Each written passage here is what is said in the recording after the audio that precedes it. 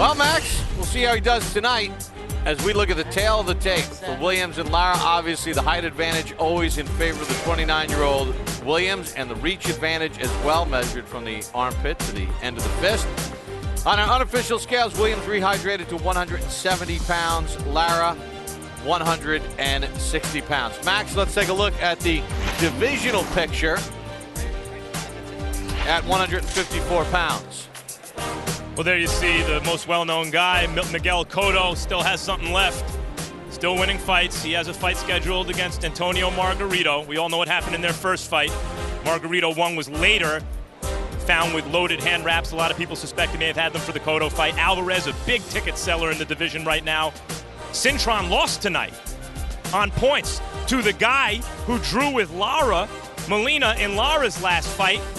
One of the reasons they thought Lara was safe enough as an opponent for Williams to take tonight. Maybe he's not so safe, as Roy Jones pointed out earlier. And Cornelius Bundridge has a belt when he beat Corey Spinks last year in St. Louis.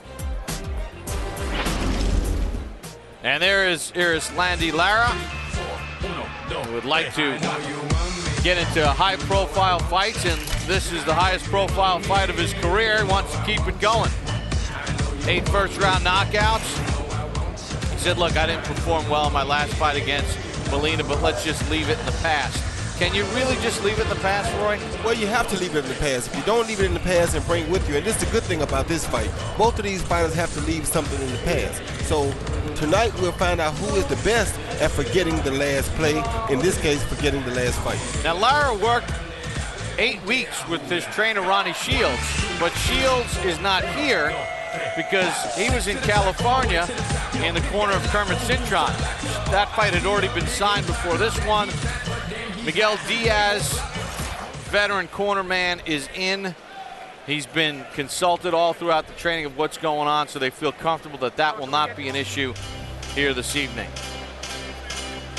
And there is Paul Williams, the Punisher. Got that smile on his face. Max, you talked about him, being a simple guy.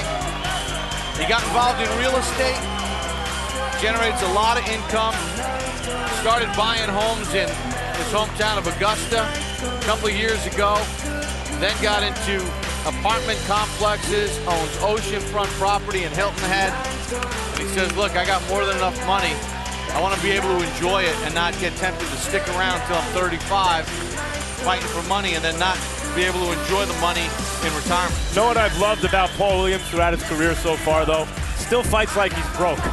That's a nice thing. He does not fight like he's a guy with a lot of investments, even though he is. Bob, you mentioned Lara saying he wants to leave the Molina fight in the past. Well, what happens in subsequent fights makes a difference in terms of perception. Molina beating Cintron tonight makes that Lara fight look a lot different now. Maybe he drew with Molina because Molina's better than we thought. All right, let's send it up to the ring and Joe Antonacci. Boxing fans, at this time, I'd ask you to all please rise.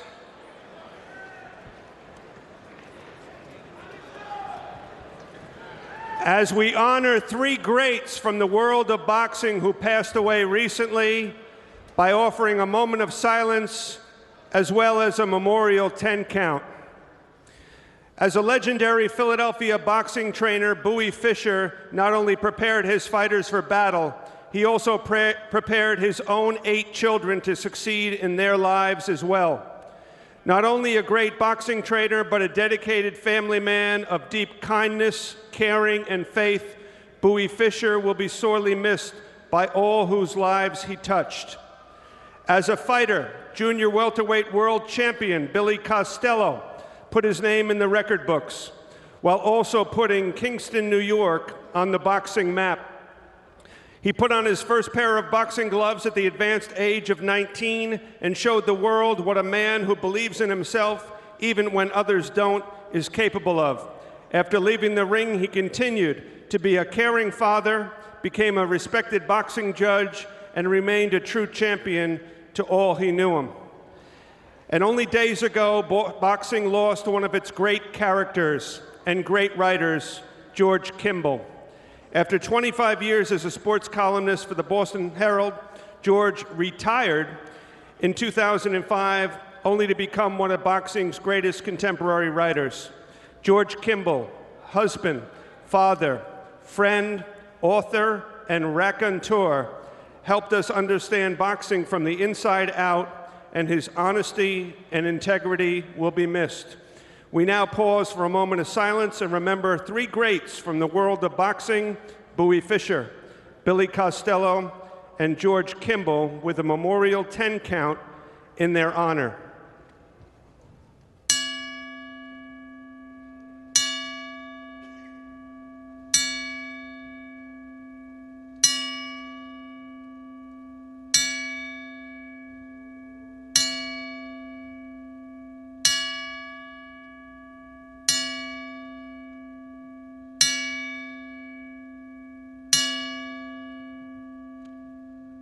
Thank you. May they rest in peace.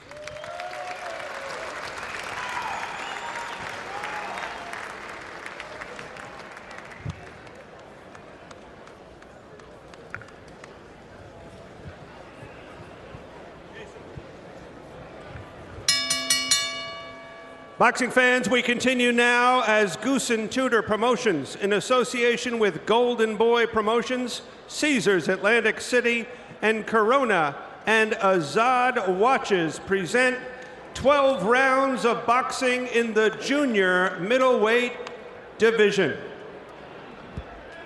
Our judges overseeing this bout: Al Bennett, Don Givens, and Hilton Whitaker II. And our referee, Sammy Virouette. This is a WBC eliminator, and Dr. Ramon Garcia Septién is our WBC official in the ring. Introducing first in the blue corner, he comes to us tonight from Guantanamo, Cuba. He weighed in at 153 pounds, white trunks, gold trim. Professional record: 15 victories, no defeats. 1 draw and 10 wins by knockout. Please welcome El Oro de Guantanamo, Erislandy, Lara. And his opponent fighting out of the red corner. He comes to us tonight from Aiken, South Carolina. He weighed in at 153½ pounds. Wears orange stripes with white trim. Professional record: 39 victories, 2 defeats, 27 wins by knockout. Please welcome the former two-time WBO junior middleweight champion of the world, Paul the Punisher Williams.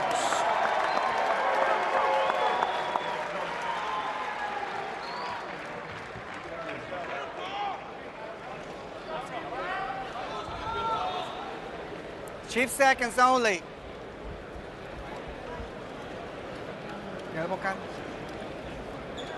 Our referee, Sammy Virouette, has our fighters' final instructions. Paul Williams. Okay, guys, I give you the instructions in your respective corners and dressing rooms. Okay, I expect you to obey my commands at all times. Protect yourself at all times. Fight hard, fight clean, touch them up. Good luck. Good luck. What's Erislandy Lara got? What's Paul Williams got left? Lara has never competed at this level in the professional ranks. Paul Williams has never had to come back from a knockout loss. And we're underway, round 1. And Williams comes out and within seconds throws his first punch. He is a man who throws punches in tremendous volume. One thing about Paul, he don't care who you bring to the dance, he just stays ready to dance, and you gotta love that about him. He don't pick opponents, he don't care who you pick, whoever shows up is who he's ready to deal with. Lara said he wants to check Williams' chin early to see how Williams has been affected by the knockout, if he's been affected by it. And we see here Lara staking out the middle of the ring in spite of Paul Williams' early pressure.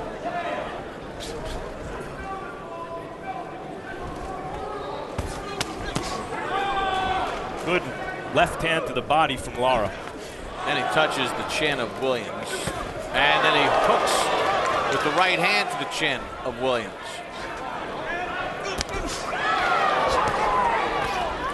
And then they get tangled up and Williams gets tackled down. Because of Williams' pressure and size, a lot of fighters get on their bicycle when Williams starts to come at them. Sergio Martinez stood his ground and threw some haymakers and knocked Williams out. And Lara thinks that may be the blueprint for beating Paul Williams. Well, he definitely not going to outpunch him, that's for sure.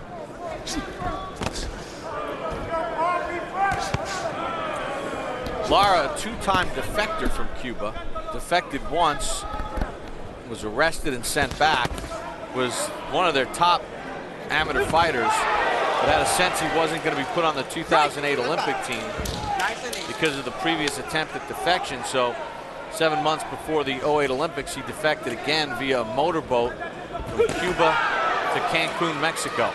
He's landed two beautiful left hands that Paul Williams has taken very well, but I don't like the fact that Paul is still getting hit with that big left hand. Well, that's Sergio Martinez blueprint. There he goes, loading up on the left hand. Okay, no más, all right? Let's go. Beijing, as you pointed out, we were discussing it earlier, Bob, also not a place where Lara could have defected. No. He wasn't going to have many sympathetic ears if he tried to defect there. Right! I see. 320 amateur wins, 2005 world champion at 152 pounds, amateur world champion. One of the captains of the A team, of the Cuban team. Caution for hitting behind the head, but as he said, you know, 51 weeks in camp, win a couple medals, still doesn't put any money on the table for you. Really good first round by Lara.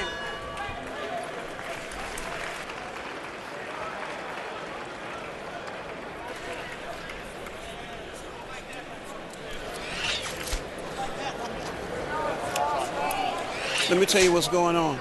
You letting him get off first. That's what's going on, okay?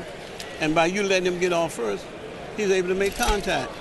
You can't allow him to get off first. You act like you want to throw your jab, you act like you halfway don't want to throw it. You got to throw it, brother. You understand what I'm saying? Show him your right, and then cross him over, just like you crossed him before. He's got no more. He's got no more. You can see he's got no more. He doesn't want anything else. His legs are shaking. Here you see Lara come in with that signature left hand behind his jab, right over the top, hit Paul Williams right on the button with a beautiful left hand, the same type of a shot that Martinez caught him with, but he wasn't in the act of throwing a punch himself then. So a good round one for Lara. Yeah, it was a good round one for Lara. The good thing about Paul, though, is he's about 10 pounds heavier than Lara, so he may take Lara's punch a little better than he took Martinez's punch also. And Martinez has developed into quite a puncher. On the graphic earlier, we showed you the top junior middleweights. Sergey Zinzurek is one of them. Martinez also knocked Zinzurek out. Do you think we've seen the effects of the Martinez knockout, not just in terms of the blueprint, Roy, but in terms of the fact we heard George Peterson in Williams' corner say, you're not punching first? Are those lingering effects of the Martinez knockout? He doesn't want to get countered? Good left hand by Williams. Now he's starting to punch first. Yeah, he's punching first. You see a little bit of it on both sides. However, Paul don't care. Paul is not here to try to fix that mistake. And as you see, Lara knows he's not trying to fix it because Lara is throwing the same overhand left that Martinez hit him with. So Paul is not trying to fix the mistake. He's just going to work through it. He don't care. Lara's got a real good boxing reach, meaning, you know, his jabbing reach for a short guy compared to Williams, it looks like to me. 300 and something fights, you know, you got to know that he's seen everything. So he's seen tall guys, short guys, quick guys, slow guys. He's seen them all. And like Paul's coach said, if Paul gets off first, then Paul wins the fight. If Paul doesn't get off first, then Lara is winning the fight. After that draw to Carlos Molina, Lara said, you know, I had to look in the mirror. Yoel Casamayor showed what good hard work can do from a Cuban perspective. And Williams gets rocked back and hurt.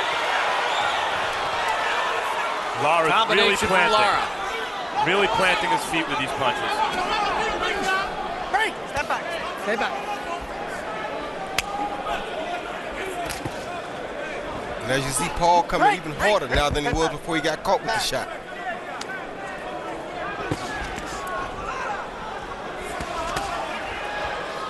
First, Williams got to win this fight. Holding. He's losing it so far. Watch out.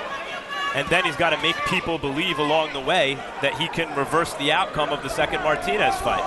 So far, he's done neither.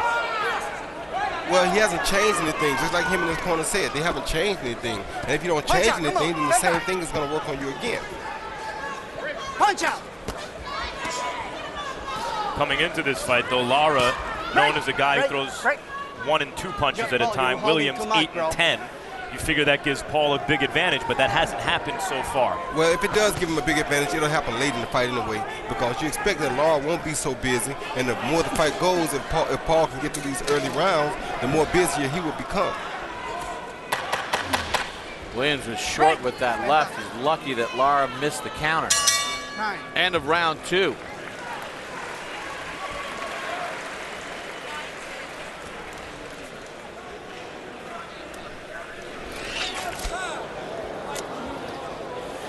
Deep breath.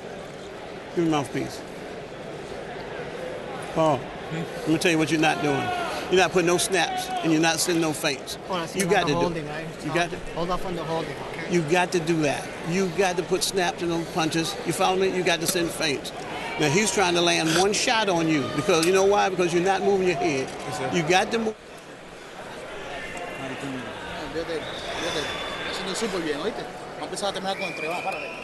Come on, let's finish. Let's get up. Get up before he does.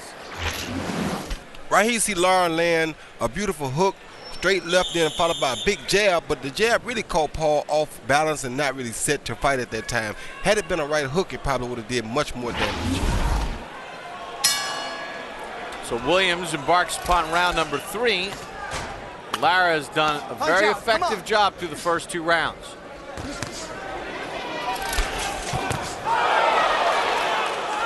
Left hand from Lara. Williams misses with his combination. Lara covers up. See, Paul is about to get even more busier now, and Lara's punches are not really having a lot of effect on Williams anymore with the big shots. He just hit him with 2 good straight overhand lefts, and they didn't have an effect on him. Keep hitting them like that, they'll have an effect, though. Later on, they would.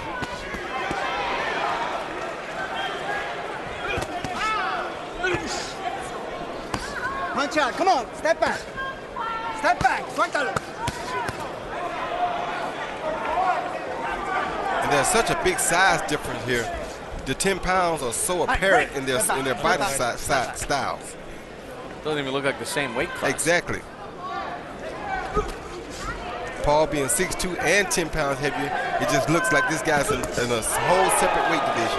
Another straight left hand, though, by Lara that catches Williams. See how a little defense, little head movement from Paul goes such a long way. He's a guy who fights in close in spite of his enormous size and reach. Most guys who fight that way have no choice, Roy. It seems as though Williams has the chance to be a better defensive fighter fighting from long range, and yet he chooses not to. Yeah, he fights like he's 5'9", and that's not good. That's what allows these shorter guys to make contact with him. But if that's what you've been doing, like he said, it worked for him for 39 fights, and it only didn't work in 2 fights, why change it? So, right, his attitude, and George Peterson, his trainer's attitude seems to be, do what we were doing, only harder if possible. Hold it. Stop holding. Mira, stop your holding, okay, por favor, all right? Roundhouse left from Lara. If you're knocked out in your last fight by that punch, and that seems to be Lara's entire game plan, to land that punch, how are you still getting caught if you're Paul Williams with that punch? well, like you said, he said in the meeting with you that they wasn't going to change anything.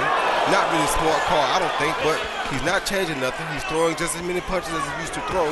He's the same Paul Williams, and he's not going to change for nobody. So what he's depending on here is most of the Cubans, they have a hard time adjusting because they fought 3 rounds for so long. This kid has 300 fights at 3 rounds. Going 12 rounds or 10 rounds is a whole lot different, and that's what Paul is depending on. He wasn't depending on not being caught with the left hand. No punch. In preparation for this fight, for the first time in his career, Lara did use a strength and conditioning coach. Yeah, but you see he's starting to show fatigue already. Well, he's starting to let Williams sort of chase him around the ring instead of standing his ground. And maybe that's already some fatigue at this pace. Yes, it is.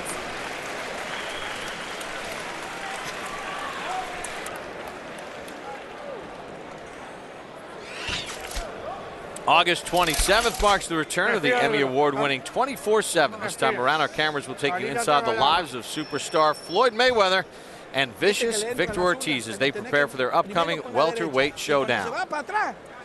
And September 17th, HBO pay-per-view will bring you the live matchup between Mayweather and Ortiz, the most anticipated fight on the 2011 boxing calendar. You understand what I'm saying? And we back. Let's start throwing 3. Did you hear? Come on, lick it up. This is the 4th. You're doing good. But get that jab going. Okay?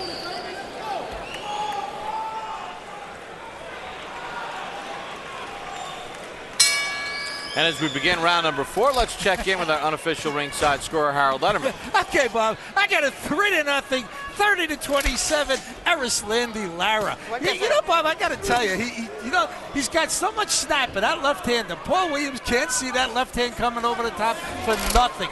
I mean, Lara's just punishing the Punisher with that left hand over the top. I guess Sammy Brio is going to warn Paul Williams for low blows, but be as it may, to get back to what I was saying, Erislandy Lara seems to be doing so much more damage with that left hand. He blinds Williams with the right jab, and then he whacks him with that straight left hand over the top. So, sorry about that. Okay. Time in. 3-0, Lara. We're in Atlantic City, New Jersey. Bob Papa, Roy Jones, Max Kellerman, HBO's Boxing After Dark, Paul Williams, and Erislandy Lara in round 4 of a scheduled 12-rounder. Lara, the Cuban, has done a very good job through the first 3 rounds, and one of the things that he's done, Roy, is he's done a better job with his jab as the smaller man than Williams. Williams only 11 of 80 according to CompuBox, 14%. Lara 14 of 55, 25%. Yeah, but Paul fights like a short guy. He doesn't fight like a tall guy. So you don't expect that he would do so well with his jab. His jab is just something to get him going, not to land. He doesn't use it as a jab is used to keep range. Although he's 6'2", he don't care that he's 6'2". He fights like a midget. With a 78-inch reach. You know, it is true. I agree with what you guys are saying. Paul Williams, over the last 2 rounds, has had much better frames than the first 2. And the longer the fight goes, the better the get for Paul Williams. Because of the fact that, like I said, to me, the Cuban guys have to get used to going all these rounds. They've been having long careers of 3 rounds. And pressure fighters, and Williams, though he's not built like one, is certainly a pressure fighter, tend to start slowly and start to really cook as the fight wears on. And that's what's about to happen right now. He's really finna start cooking here. But we're also not seeing the same kind of pressure from Williams that we've seen in the past, you know, with his punch output in the rounds. Although they've gone up in every round in totality, it doesn't feel like it's the same kind of pressure. Well, once you feel, he got knocked out, then he felt that same shot again tonight. He's been hit with that same shot several times. It has to play a part somewhat on his mind. In his mindset, somewhere he's thinking, somewhere I have to stop this punch. Yeah. Peterson said, and Williams said, look, you can't stop the punch you don't see. The Martinez left hand, we didn't see it. There's no way to prepare for it. It looks like Williams should start preparing to see a left hand because, as Harold mentioned, it's like a blind spot for him. Lara got hit with about 3 or 4 lefts as he was holding the right hand of Williams. And Williams, I like that right hook he throws, Roy. It stands Lara up. He's done it a couple times tonight. Because Lara is showing fatigue now. You see Lara holding, leaning on the ropes, trying to get the rest. Oh, good shot. And like we said, he's good at the 1-2, but he's not doing enough of it. End of round number 4, better round for Williams. Well, earlier tonight, we kicked things off with a 122-pound title fight between Akifumi Shimoda of Japan, his first fight in the United States, taking on Rico Ramos of Los Angeles, 19-0 with 10 knockouts. Things kind of going in favor of Shimoda in the early parts of the fight, round number 5, a clash of heads opened up a cut on the right side of Ramos's eye. Now listen. And Ramos able to deal with it. And then in round number 7, Ramos was first, and he lands that left hand and knocks out Shimoda at 2:46 of round number 7 to win the 122-pound belt of Shimoda. And we take a look at the judges' scorecards. Through 6, all 3 judges had Shimoda ahead. George Hill had it 6 rounds to nothing, 5-1 on Barbara Perez and John Stewart's scorecards. So Ramos able to pull the knockout punch, turn the fight around, and win. Here, Paul Williams eats another left hand. He had a good round 4, but Roy, at the end of the round, he got caught again. Yeah, I don't like how much he's getting caught with his left hand. It's not a good look for him. Although this guy's smaller, the guy's not following it up, but you still don't want to keep continually getting caught with the same punch. He is getting hit very clean at the end of that last round and in this round so far. But I love what he's doing, Roy.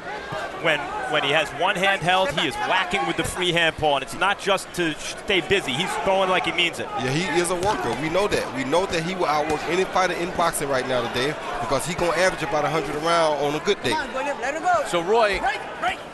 Williams said in the piece with Max when he went down to the camp, he's not going to change anything. But he's guys, look at the knot. Excuse me, Bob. Look at the knot on the left side of Lara's head. Yeah, that's probably from a hit, but. What does Williams have to do, Roy, to stop getting hit with these left hands? Well, I mean, being as tall as he is and being an inside fighter is not really much he can do because he constantly makes himself available to the shot by fighting so close to the guys. He gives these guys the opportunity to land that shot because of how close he wants to fight. If he wasn't fighting that close and used his reach, they couldn't reach him to land that shot. Guys, that knot looks like what Rockmont had against Evander Holyfield, where the fight had to be stopped. Keep a look at that on the left side of the head of Lara. There have been some clashes of the heads. Williams works the body. Lara counters to the head.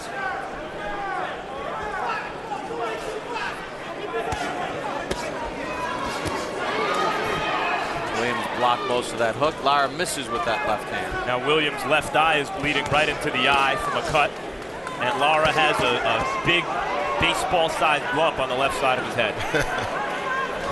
And they're really trading some shots here now. Paul is starting to land some shots.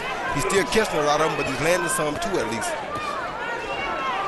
Oh, that thing is ugly on Lara's head. Williams is throwing the right hook right at it.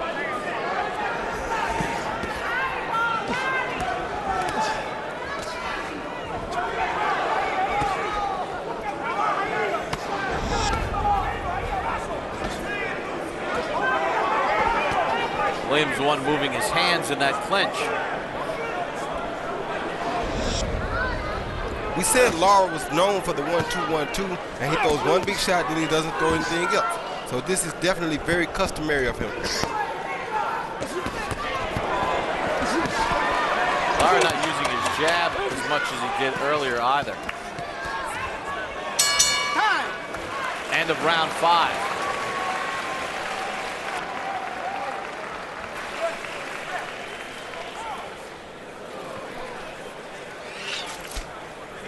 Headbutt, huh?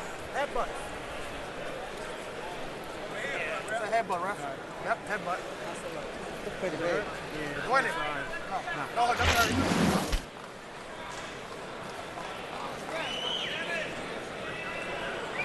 There you see those guys come with the heads that clashed right away, right there. And that's probably what caused the big knot. It definitely is what caused the big knot on the side of Lara's head. And it probably also caused the cut on Paul Williams' eye. That's great camera work where you could literally see the knot develop right after the headbutt. Exactly. There it is coming right there. And you see Williams' eye right there. You see him squinch. So the headbutt definitely caught his eye as well. And referee Sammy Virouette ruled that it was the clash of heads that caused that cut and that knot as we begin round number 6, scheduled for 12. No knockdown so far in the fight. Lara's fought a smart fight. Williams got off to a slow start, trying to pick the pace up a little bit. 97 punches thrown by Williams in the last round, his highest output so far in the fight. Paul, let him go. Good body shot by Lara. Lara's not liking the Paul Williams body shots right now, though, I can promise you.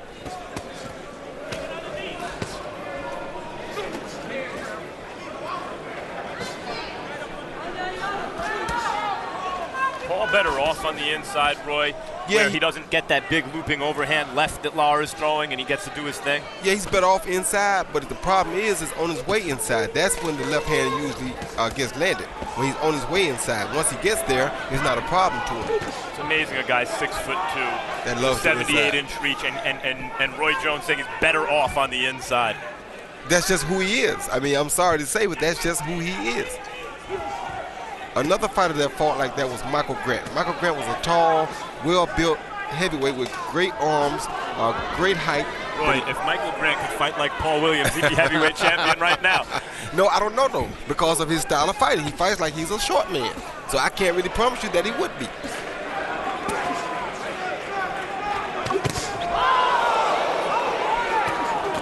Lara with a left and then hooks with a right hand. Boy, when Lara pushes him off and creates distance, Roy, that's when he has his best success. It is. That's why I say it's safer for Paul on the inside. But Lara also, you see that mouth open, he's definitely showing signs of fatigue.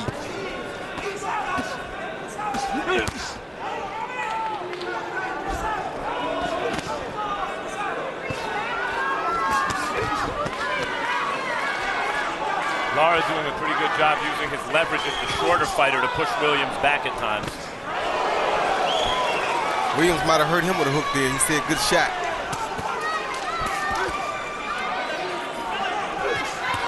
Yeah, Lara's definitely getting tired. His left hand, overhand left, doesn't have nearly the steam on it that it had 2 or 3 rounds ago. But Paul keeps walking right into it.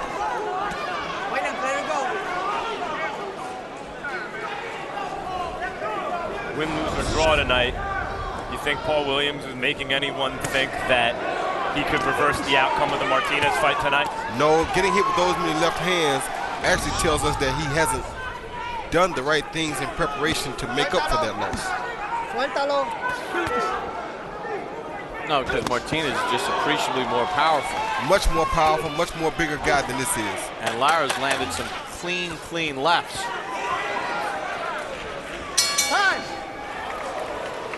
End of the 6th.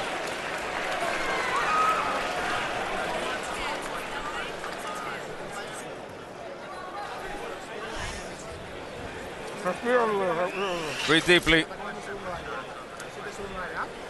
Need a second win now.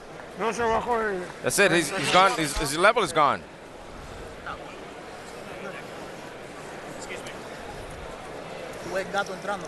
You see him coming in, right? I need back up from the clinch. He's going to throw that left hand. You got what I'm saying? That's the only thing you got to worry about, because that's what he's going to throw. I don't want you to be standing there. Move your head. Here you see Paul Williams just over the night. This is the only thing that don't impress me. The left hand landed behind. The jab is landing over the top when he's trying to throw his left hand like he got caught. Over the top again behind the jab when him throwing that low left hand. And once again behind his punches, the straight left hand over the top. You can't keep getting caught with the same punch over and over and expect to beat the elite fighters like Sergio Martinez. According to CompuBox, in the last round, Williams threw a fight-high 108 punches, but he only landed 24 compared to Lara's 23 connects as we check in with Harold Letterman. Okay, Bob, 58-56, 4 rounds to 2, Erislandy Lara. You know, Paul Williams outworks Lara by so many punches. It's unbelievable. But the truth of the matter is that Lara, when he comes over the top with that left hand, he just does more damage. I mean, he whacks Paul Williams. He hurts him with that left hand just about every time. I thought that Williams did enough in rounds 4 and 5 to win those 2 rounds. But then Lara came back with a nice round 6, landed that right hook, and it's straight right over the top again. So 4-2, Erislandy Lara. It's uncanny how easy Paul Williams is to hit with that left hand. And it's not doing anything about it. This is what I don't understand. I mean, what do you do? What do you do? I mean, you got to do something different. Put your right hand up high or something. Don't get caught over and over with the same punch. Yeah, I mean, you see him carry his right hand very low. Yeah, you win in the fight. I mean, you win in that way. You win in most of your fights that way, I should say. Not this fight he's winning, but he wins most of his fights that way on his accumulation of punches. But don't get caught with the same punch repeatedly. That's just not good boxing skills. For the fight, according to CompuBox, Lara is at exactly 50% on his connected power shots, 101 of 202. Now you imagine if that was Sergio Martinez. Sergio Martinez, we're not in the 7th round right now. You're exactly right. I mean, he's not even taking anything off these shots, not riding them back. He's just getting hit flush with left hand after left hand. Lara digs in with a right hook. Williams trying to fight his way out of the clinch. Lara holding with his right hand. And maybe the hubris of Williams and his trainer, George Peterson, is that, hey, and out of 41 fights, 39 times his style's been enough. Yeah, but if Martinez shows everyone the blueprint, southpaw with an overhand left can tag Williams, and he does nothing to correct it, well, that's what people are going to use. And he's steadily getting caught with it this round, over and over and over again. Look how low the right hand is. He keeps the right hand by his waist, Paul. And he's 6'8". I mean, a step back, something to get out the way of the left hand, please. Don't keep getting caught with the same punch. And by the way, Lara's corner has done a great job on that knot. You see it's going down some. Oh, that hurt Paul. Williams taking power shot after power shot from Erislandy Lara. I said I didn't like the fight coming in. I still don't like the fight. I don't like how Paul is looking in the fight. To me, he's in a danger zone right now because he's getting caught too clear and too often.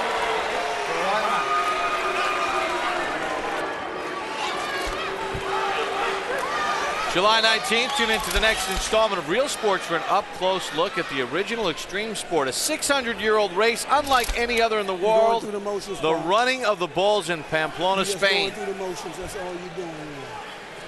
And coming this summer, check out Derek Jeter 3K for an all-access pass into the life of Yankee superstar Derek Jeter during the stretch run for his pursuit of one of baseball's most significant milestones, 3,000 career hits. He did it today against the Tampa Bay Rays. Hit number 3,000, a home run. He went 5 for 5. Max, you made the comment. Might be the most popular athlete in New York since Mickey Mantle. I think he is. I think he's more popular than LT or Patrick Ewing or Darryl Strawberry or Don Mattingly or Thurman Munson or Reggie Jackson. So looking forward to the show later this summer. Derek Jeter's pursuit of 3,000 hits. Max, I got to give you credit. You said it, and it makes sense because, and we all know it, but if you chop on a tree long enough, eventually it's going to come down.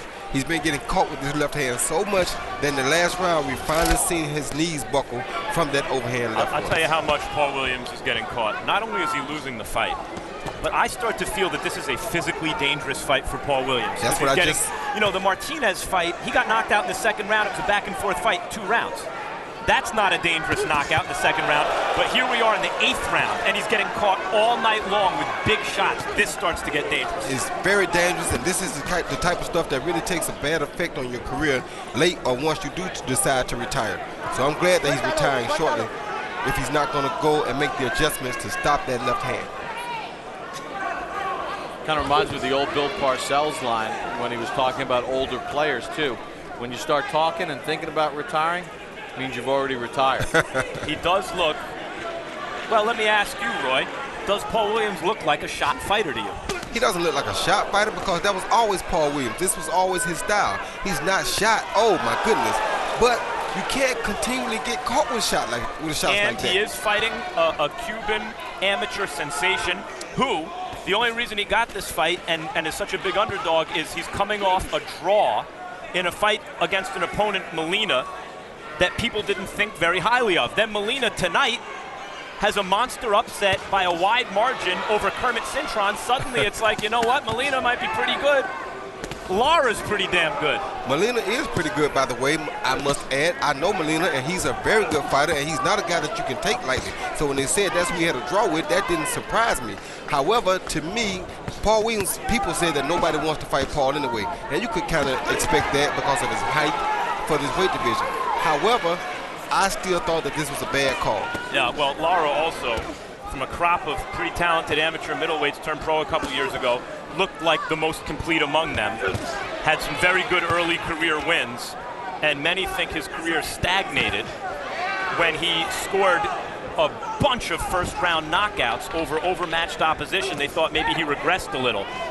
Tonight, he looks like the guy who people had very good things to say about when he turned pro.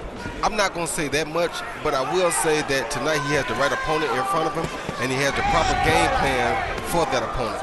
If he did more, this fight would be over with already. There's no way that a 154-pound top-notch fighter should be able to hit anybody this many times with your favorite, hardest supposedly punch, and don't get him out of there. Roy, who at 154 would you say be the prohibitive favorite to beat Lara based on how he's looked so far? No.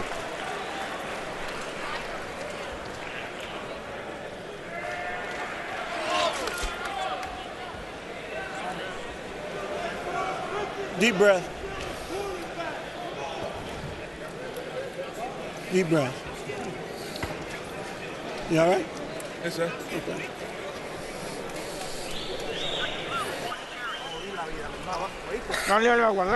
Give him the water, give him the water. This is your chance. You hear? This is your chance. You see, the cat comes in. The cat gets in. Breathe deeply. See that left hand? You don't want to do that. You got me? Yes, sir. Okay, keep throwing your jab, and when you get an opportunity to work that body and come up to the head, you're not doing it.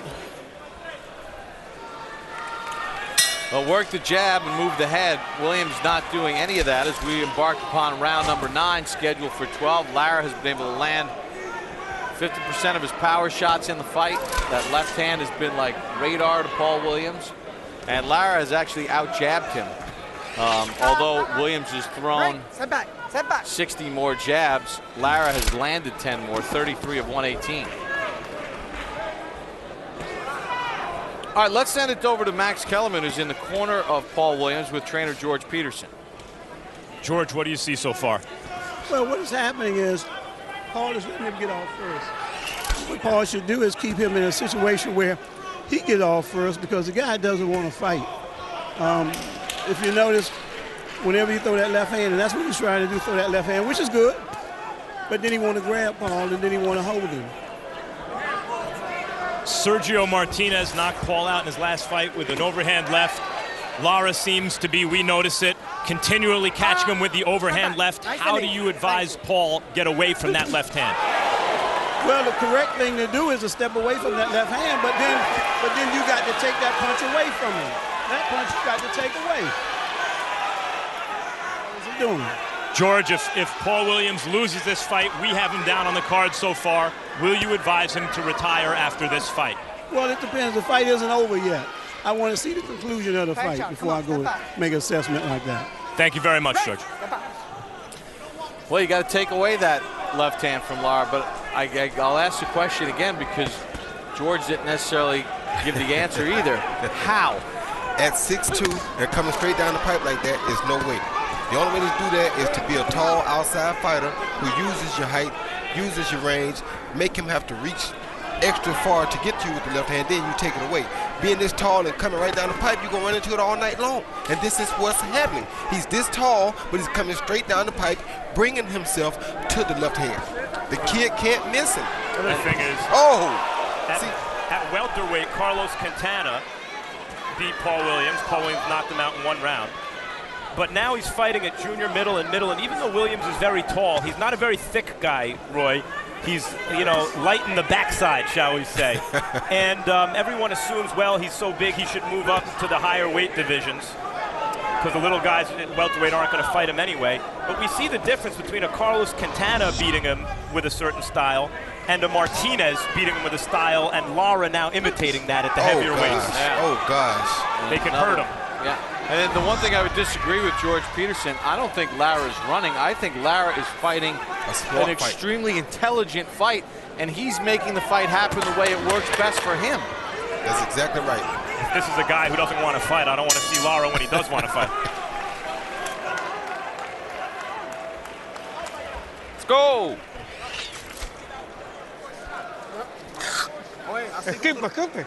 Smith. Listen, you see how you finish? That's how you fight. That's how you fight. Look for the 2, look for the 3, and use your legs. You win with your legs. You win with your legs. With your legs, we're winning the fight. You hear? Give him the water. And look for him not to punch. Now you have set a pattern, and you know what you're going to do. You know you're going to stand back in front, and you're going to rear back.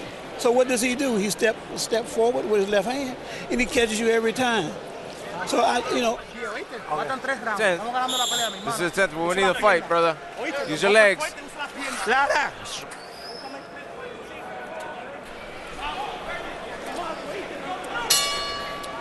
We're underway, round number 10. Paul Williams and Erislandy Lara. Let's check in with Harold Letterman. Okay, Bob. I've got an 88-83, 7 rounds to 2, Erislandy Lara. I mean, he just keeps whacking Paul with that overhand left hand. I mean, doing a lot of damage with the left, getting in occasional right jabs, right hooks, but mostly it's that left hand to Lara.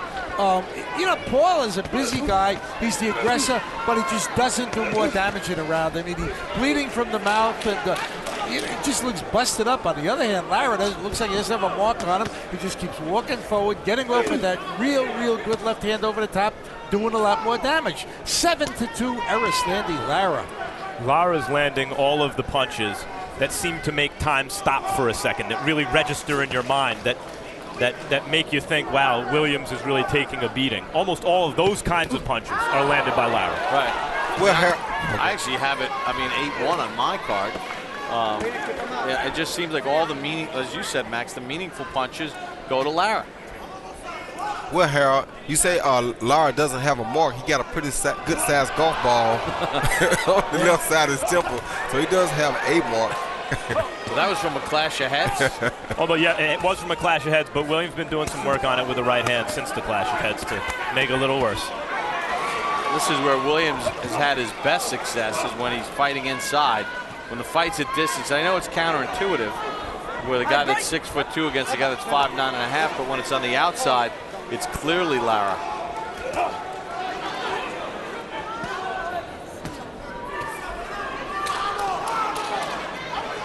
Paul is making it so easy for Lara now. Lara's getting more confident. Anytime a guy can get ahead, even though he's fatigued, if he can get ahead in the fight, he can make himself coast for 2 or 3 rounds. And if Paul was putting pressure on him, making it hard for him, he could probably tire this guy and beat him. But it's too late for that because the guy's gotten too confident, Lara. And now I don't think Paul's going to have a good chance of stopping him late in the fight. Paul hasn't shown a lot of one-punch knockout power in his career, but at times he has. Not often, but here and there, he's been able to hurt and stop fighters with one punch. He knocked out Quintana in the first round, scored some knockdowns on one shot. Looks like he needs something like that to get back in this fight. Of his 27 career knockouts, so only 2 have come past the 6th round in his career. He landed 2 good uppercuts just then. That's a good way to start it. And I tell you what, it won't be because of the effort. I can tell you that much, because he gives it more effort than any fighter in the game.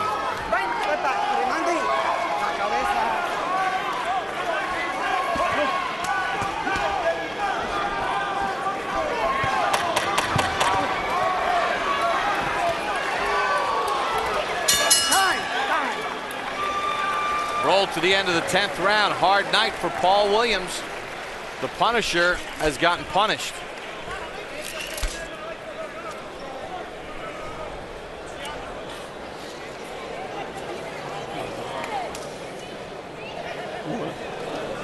Paul, you got to knock him out the way. He knows that you're coming out, you can knock him out. So let me tell you what he's going to do. He's still going to try to knock you out because he find you easy to hit. Okay? Deep breath, you hear me? You got to knock him out the way. Now, how do you knock? Let's go. Let's go. Let's go. We gotta take it. This is ours. You fought tougher fights in Cuba, bastard. Come on, let's go, son. Get up. Come on, throw when you're on the inside.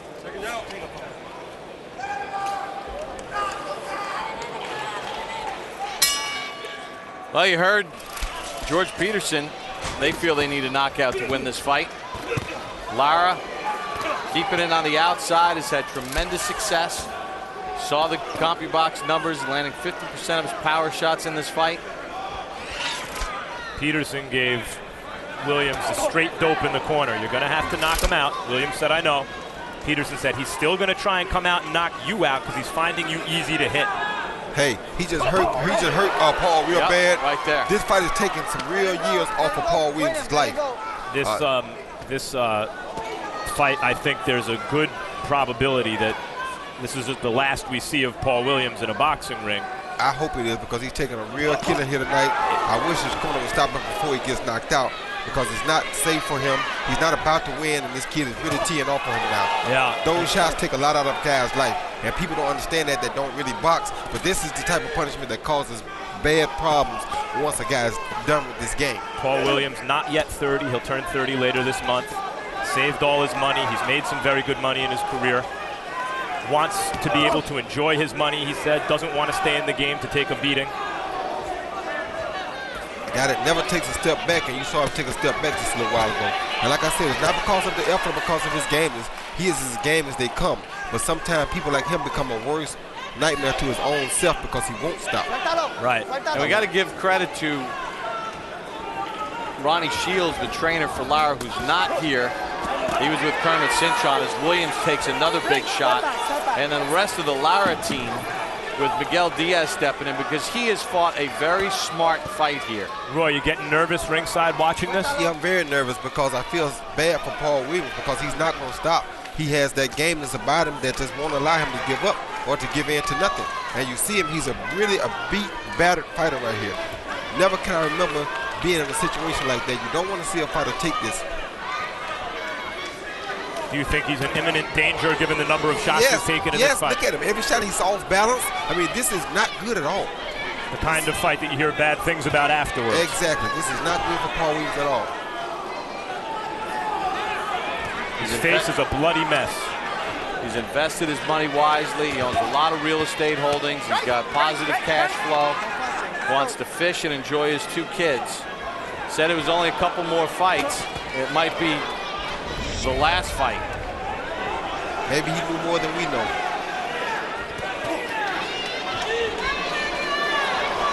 And Lundy's knot has swelling up on his head a little bit more now too. Lara. He's just fighting smart though.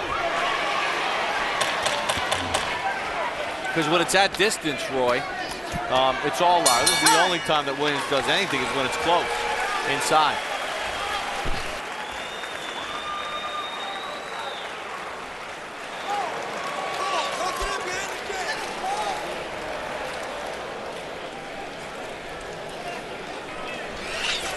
White guy.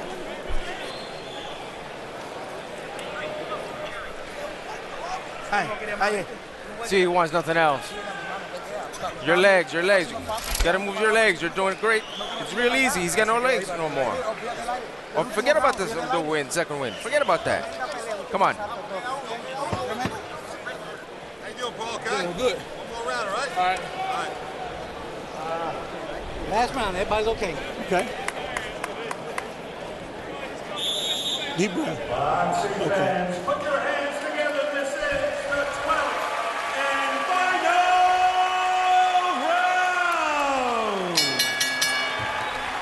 round. Paul Williams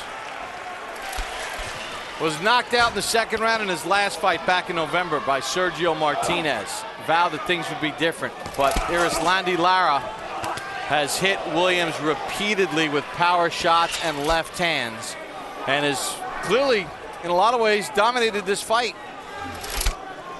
Williams, who's always been a warrior his entire career in spite of physical advantages that would indicate he wouldn't have to fight that way, is wearing the face of a warrior right now, bloodied and battered, but he's still coming. He's still coming, but he's not coming with the same aggression that we used to see in Paul Williams come with. Meanwhile, Lara at 154 pounds, who's going to be really anxious to get in with him? I'm not saying he's the best fighter in the division, but Miguel Cotto, Sergey Zinzirek, Canelo Alvarez, Angulo, Bundridge. I don't see any of those guys as prohibitive favorites against Lara. You know, and you showed that graphic of the division, and with Cintron losing decisively tonight to Carlos Molina, maybe the next time we do a 154-pound fight, Lara's picture makes your cut. After this fight, and no way around that. Maybe Molina's picture should make the cut. Maybe those two should do it again. That's exactly right. Can Paul Williams land that punch that Rico Ramos landed in the 7th round against Shimoda when he was down in all 3 judges' cards and knocked him out with a left? It's his only shot. Instead, he takes another vicious. And what's he do, Bob? He comes right after. Even harder. Even harder. After getting his head flown for 12 rounds, a vicious left hand coming off a 2nd round knockout on a shot like that comes back even harder. A lot of heart. You can't ask for much more heart than this.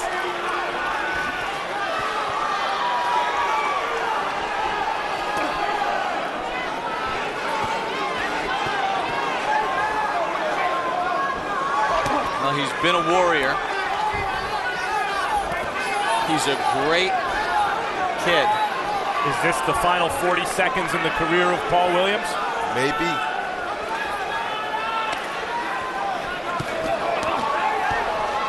He's still trying. Just not on Lara's head doesn't look good either, though. Williams keeps losing his trunks. But Max said he was a little small on the backside earlier. So I guess it's kind of evident now. And give all the credit in the world to Erislandy Lara, because he stuck with the game plan and was able to land those long lefts when he needed to, and he raises his hand in victory. A sort of half-hearted raise of the hand from Paul Williams, and the face tells the story. Lara's right there with anyone in the 154-pound division, I think. I told you, most of the Cuban fighters are. The final round, Lara landed 13 of 30 power shots. Williams just 21% in the fight in the power category. You're a bad mother, Paul. You're bad, baby. Blow, Paul. Big win!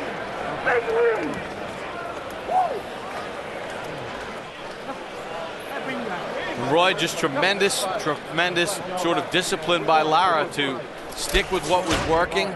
So take a look at the judges. Al Bennett from New Jersey, 19 title fights. He had Hopkins' decision over Tarver. He had it for Hopkins in the fight. Donald Gibbons, no title fights, notable fights on the resume. And Hilton Whitaker from New Jersey, 7 title fights, had Judah's decision over Matisse. He had it for Judah, 114, 113. You see Harold's scorecard, 117, 111. He did give the last round to Williams, but he had it 9-3 in favor of Lara. Impressive performance by Erislandy Lara. I asked him yesterday, did he think Paul Williams was making a mistake by accepting a fight against him? He said yes, he knew it. And I asked too, who allowed Paul to make this decision to take this guy? I thought it was not a great fight for Paul Williams, that is. Clash of heads open up the cut on the left eye for Williams. 39-2 coming into this fight. His 2 losses were to southpaws. It looks like loss number 3 is going to come to a southpaw as well. And he just got hit repeatedly with those left hands. Well, how did the judges have it scored? The man holding the scorecards, Joe Antonacci. Boxing fans, after a 12-round war, we go to the judges' scorecards. Judge Al Bennett scores the bout 114, 114, even. Judge Hilton Whitaker scores the bout 115, 114, and Judge Don Gibbons scores the bout 116-114, both for your winner by majority decision. From Aiken, South Carolina, Paul the Punisher Williams.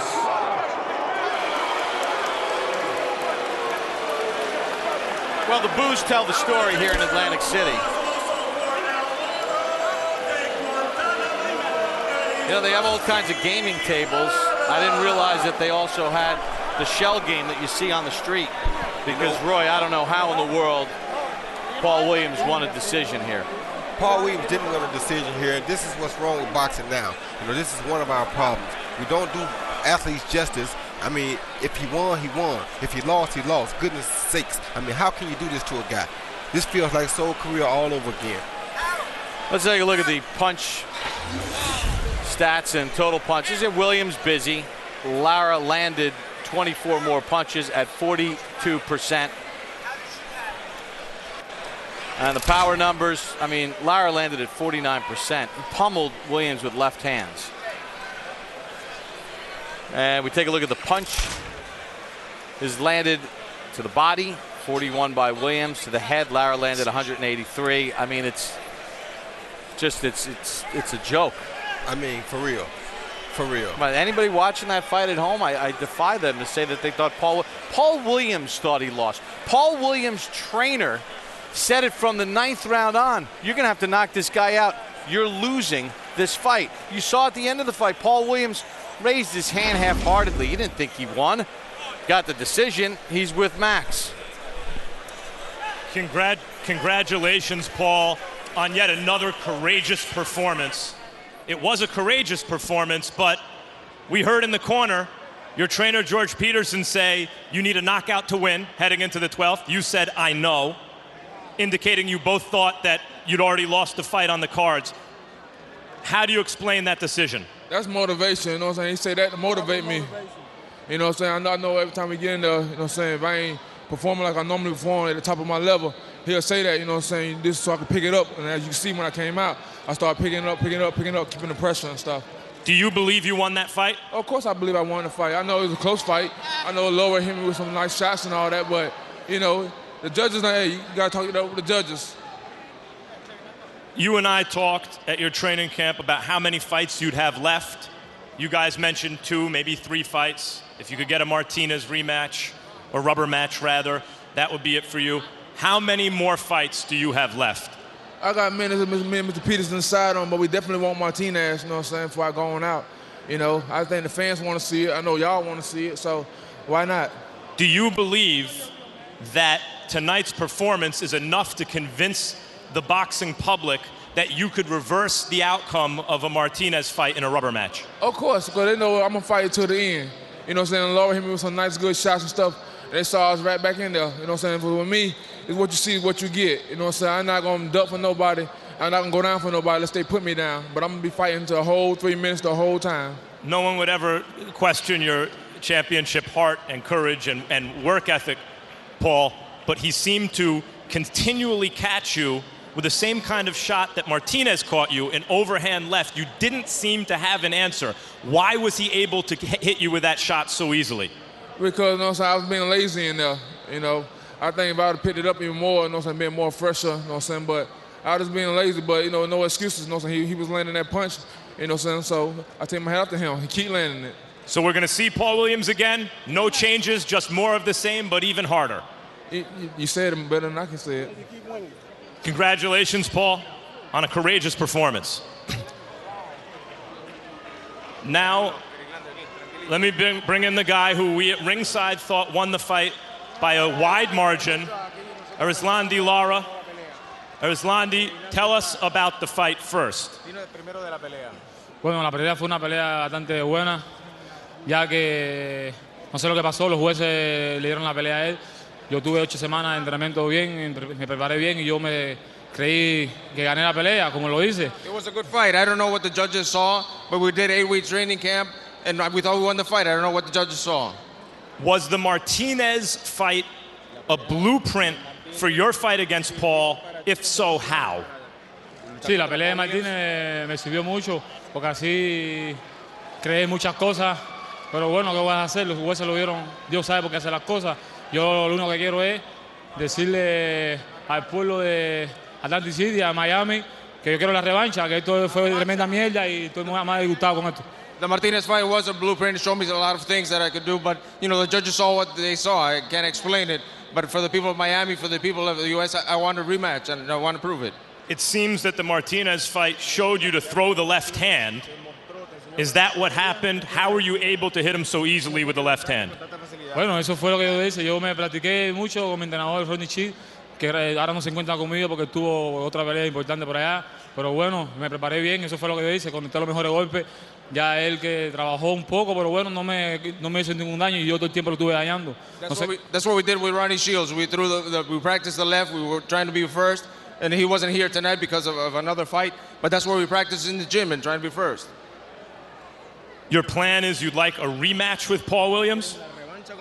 Claro que quiero una revancha para demostrarle al pueblo y al mundo que yo soy mejor que Paul Williams. Of course I want a rematch. I want to show the people, the world, that I'm better than Paul Williams. Thank you, Erislandy, for an excellent performance in a fight that I consider a win for you. I think everyone who watches the fight will agree. Muchas gracias, muchas gracias. Thank you very much. Bob.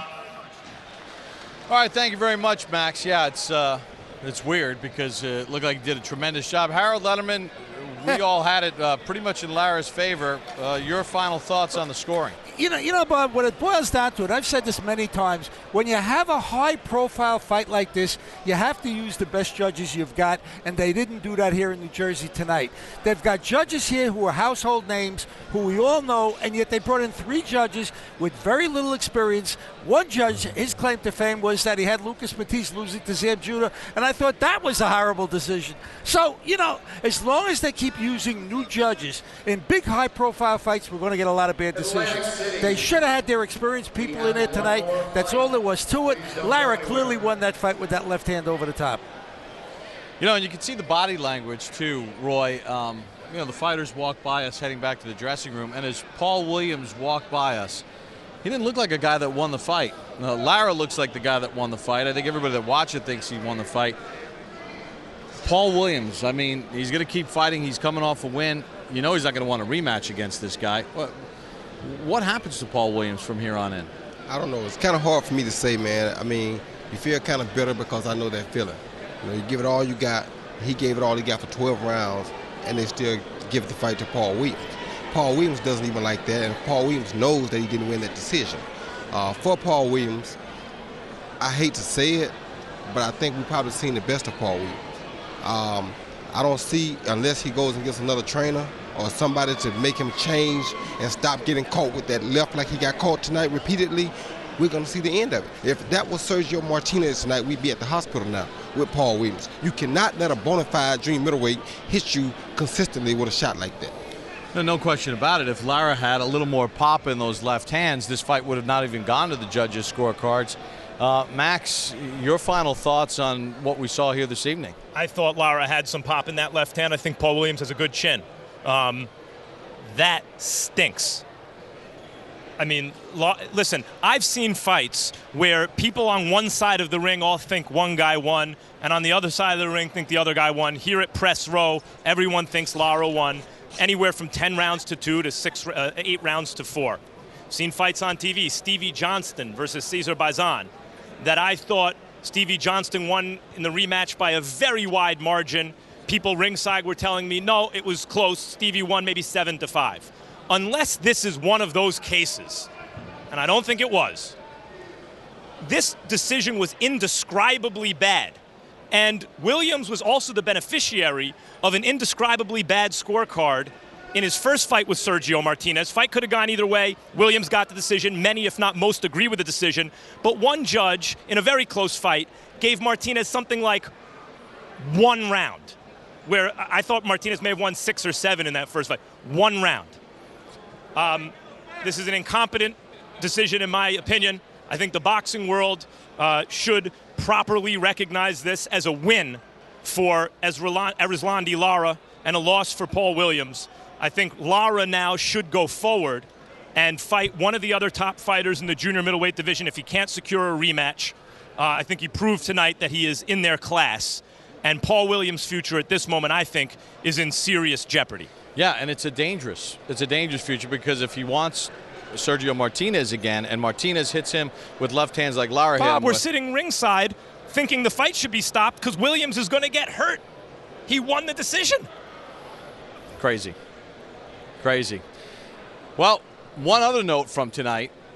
Rico Ramos, who was trailing in his fight against Shimoda for the 122-pound belt, he was down on all three judges' scorecards, but he left nothing to doubt as he knocked out Shimoda in the 7th round. Well, there's a lot of great boxing still to come. Amir Khan and Zab Judah, 2 weeks from tonight, will square off in what should be a dynamic fight against a young and upcoming star and a guy who's got more lives than a cat.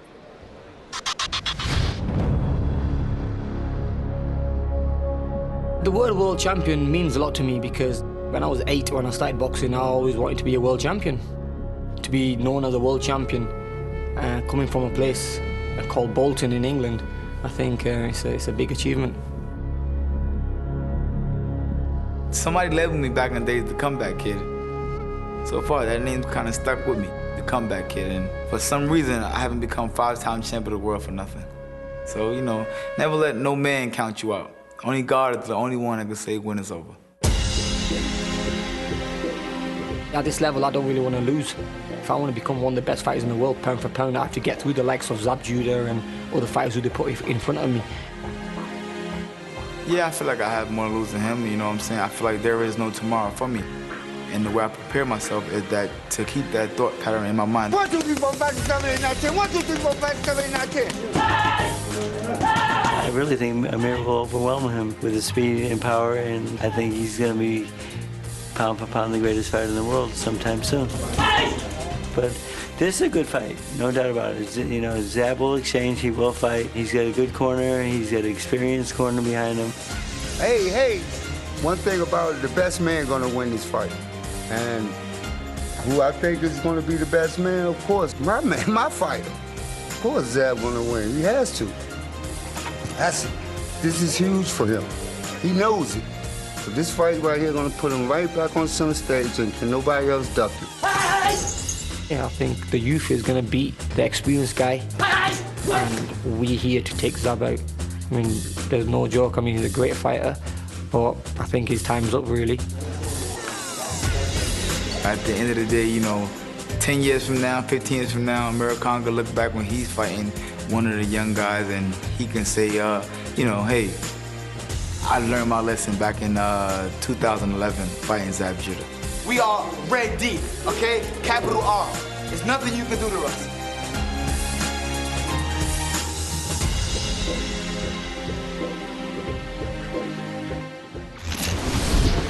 That's July 23rd right here on HBO. Amir Khan versus Zab Judah, a big-time matchup in the talent-laden 140-pound division as two of the division's best square off with each other. Title belts are on the line. If you've missed any of tonight's telecast, you can catch it in its entirety at the dates and times listed below. And starting Monday, watch tonight's fight anytime, anywhere on HBO Go. The new streaming service available on your laptop, iPad, iPhone, and Android. Register now at hbogo.com. This Wednesday night, you don't want to miss the premiere of The Curious Case of Curt Flood, an outstanding HBO sports documentary which examines the life and career of former Major League Baseball player Curt Flood, whose fight for free agency forever changed professional sports. Coming up next on HBO, stay tuned for True Blood. So for our entire Boxing After Dark crew, I'm Bob Papa saying goodnight from Atlantic City, New Jersey.